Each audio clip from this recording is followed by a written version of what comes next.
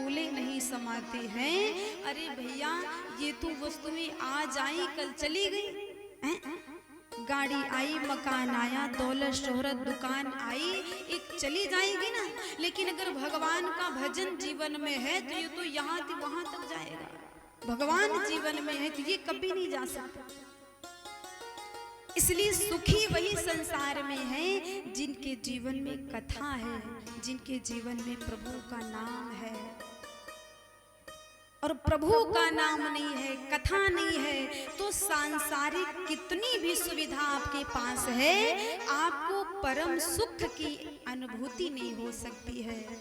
ये बताओ महाराज, जो संत लोग होते हैं, ऋषि लोग होते हैं, देखो आश्रम में रहते हैं ना कोई बढ़िया मकान, ना कोई लेटने बैठने की गद्दा रजाई, कुछ है वहाँ? कुछ भी नहीं। शरीर पर फटी पुरानी लंगोटी, वस्त्र भी सुंदर नहीं है, लेकिन फिर भी कितना सुखी रहते, कितना प्रसन्न, कोई चिंता नहीं, मिल गया तो खा ले, नहीं मिला तो जय सीताराम।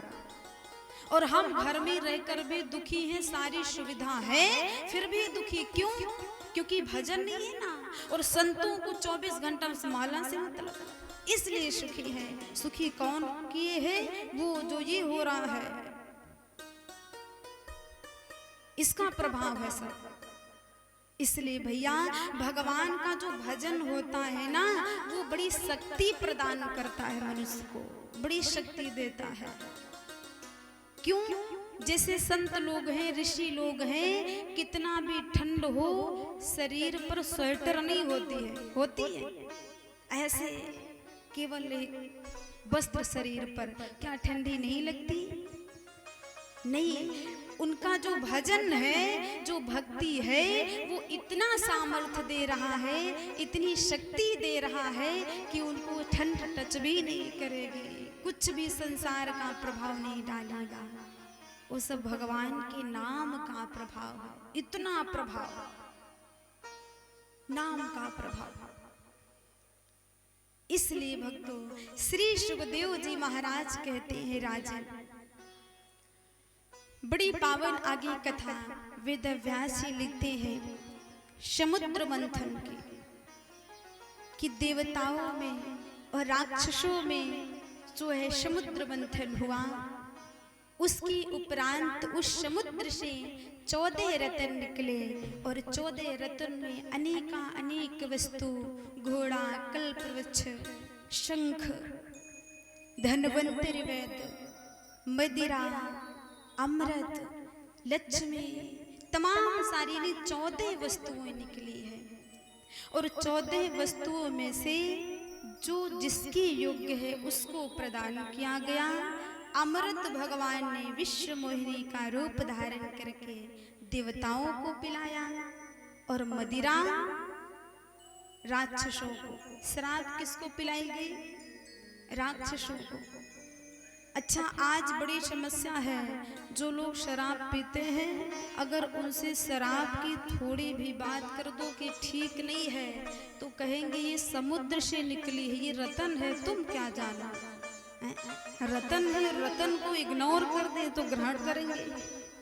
रतन है भैया, लेकिन ये राक्षसों के लिए है। भगवान ने अगर बढ़िया चीज होती तो देवताओं को पिलाते ना, देवताओं को अमृत पिला दिया, और शराब राक्षसों को, दैत्यों को।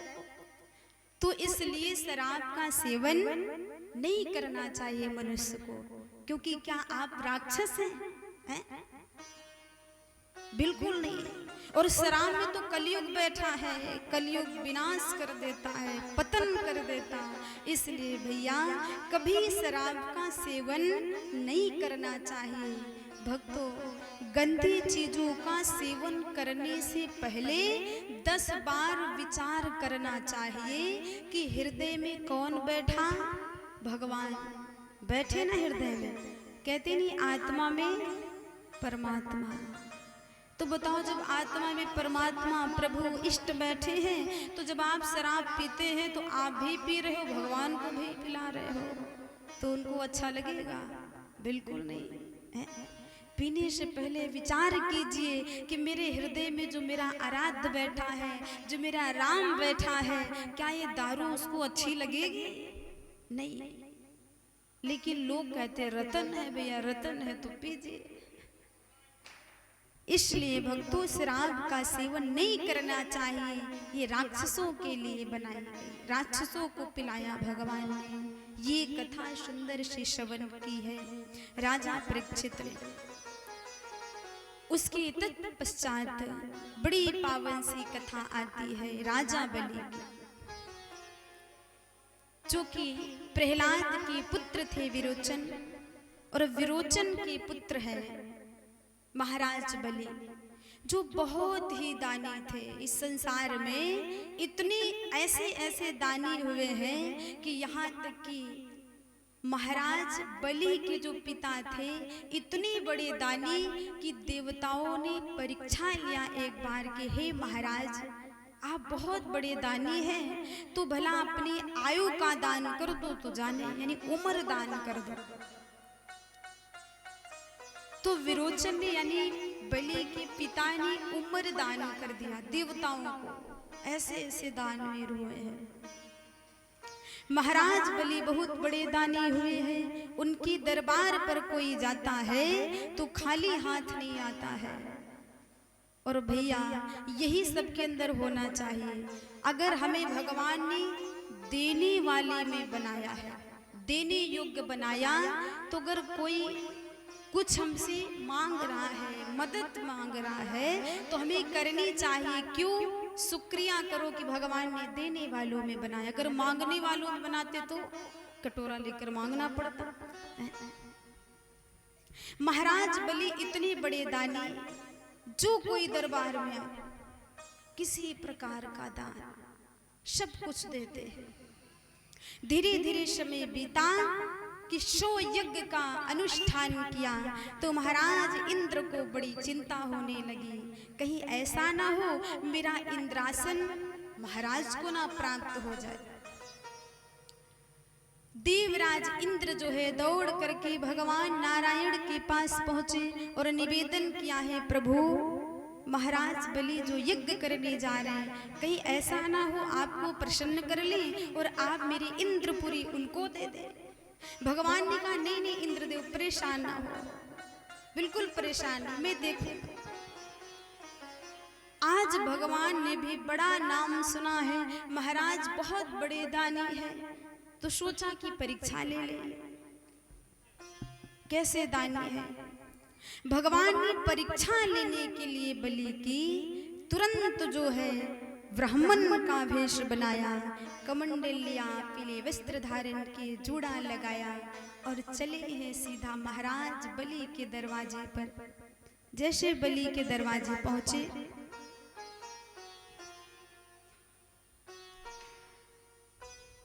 आवाज लगाई, भिक्षाम देहि।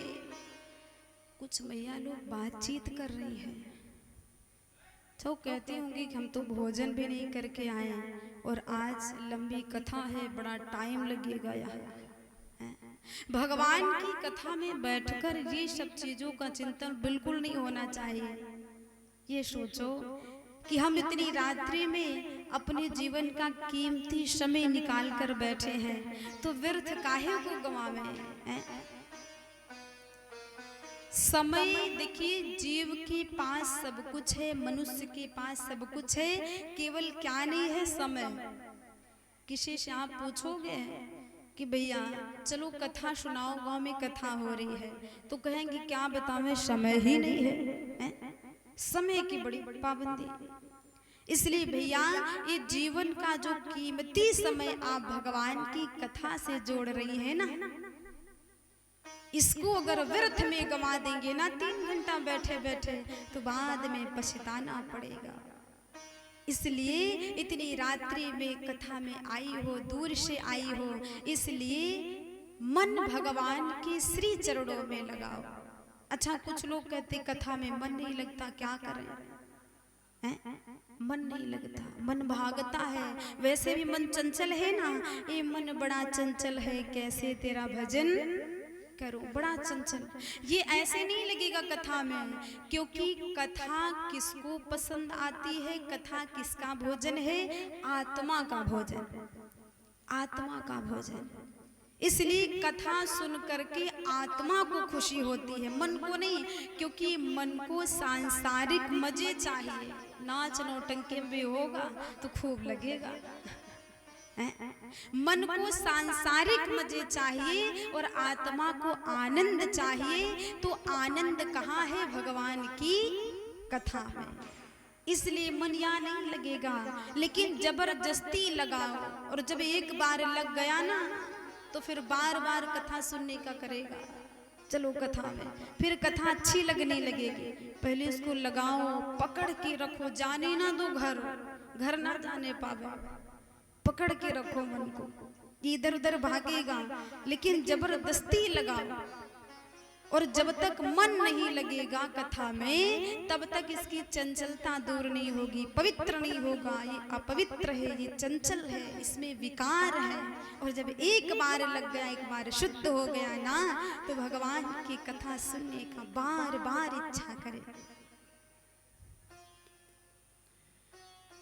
आज वक्त तो हुआ क्या, इधर भगवान सीधा पहुंचे बलि के दरवाजे, और जैसे बलि के दरबार पहुंचे तो आवाज लगाई, बलि बाहर आए।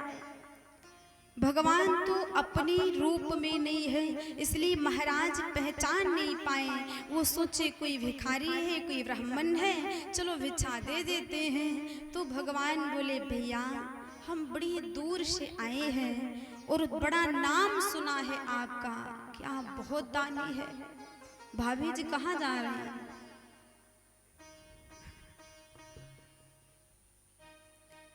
कोई बात नहीं,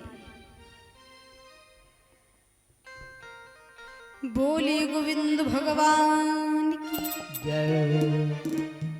जयकारा भी धीरे लग रहा है। नींद तो नहीं आ रही, नींद बिल्कुल नहीं आनी चाहिए। कथा में नींद अगर आएगी ना तो जान लो कलयुग का पहरा है, कलयुग मंडरा रहा है, इसलिए नींद बिल्कुल नहीं है। जोर से बोलिए, बोलिए गोविंद भगवान की जय हो। क्या बात। आइए दोबारा भाव से भगवान का नाम लेते हैं। श्याम तेरे हाथों में हमारी डोर है, श्याम तेरे हाथों में हमारी डोर है, और तेरे सिवा जग में